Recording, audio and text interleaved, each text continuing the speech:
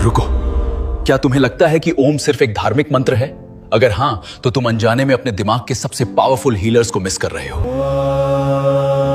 जब तुम आंखें बंद करके गहराई से ओम बोलते हो, तो क्या तुमने कभी गौर किया है कि तुम्हारी छाती से लेकर सिर तक एक अजीब सी झंझनाहट महसूस होती है? विज्ञान इसे रेजोनेंस का खेल मानता है। ओम 3 ध्वनियों अ, उ और म का मिक्सचर है। इसका वाइब्रेशन सीधे तुम्हारी वेगस नर्व को एक्टिवेट करता है। वागस नर्व तुम्हारे शरीर का वो सीक्रेट बटन है जो दिमाग को सिग्नल देता है, रिलैक्स करो।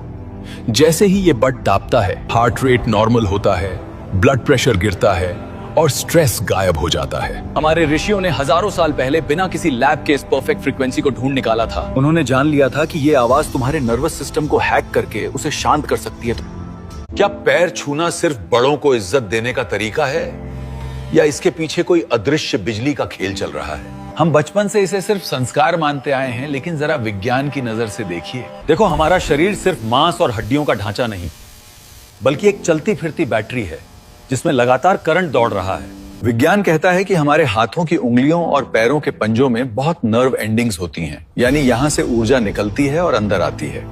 जब आप झुककर बड़ों के पैर छूते हैं तो एक साइंटिफिक जादू होता है। आपकी उंगलियां जब उनके पैरों को छूती हैं तो 2 शरीरों के बीच एक इलेक्ट्रिक सर्किट पूरा होता है। झुकने से आपका अहंकार कम होता है और आप रिसीवर बन जाते हैं, वहीं वो आपके सिर पर हाथ रखकर गिवर बन जाते हैं। इस तरह उनकी पॉजिटिव एनर्जी आपके अंदर ट्रैवल करती है। हमारे पूर्वजों ने इसे सिर्फ झुकने का नियम नहीं, बल्कि एक एनर्जी एक्सचेंज का तरीका बनाया था। लेकिन अफसोस, आज हम घुटने छूकर शॉर्टकट मार लेते हैं। याद रखिए, घुटने छूने से ये सर्किट पूरा नहीं होता, वो सिर्फ एक फॉर्मेलिटी है। असली विज्ञान तभी काम करता है जब उंगलियां और पैर। देखो, ये है एक खास पेड़, हेलियोकार्पस है। इसके फल जब कच्चे होते हैं तो साधारण दिखते हैं, लेकिन पकते ही इनका रंग चमकदार नीला हो जाता है, मानो प्रकृति ने इन्हें खुद रंग दिया हो।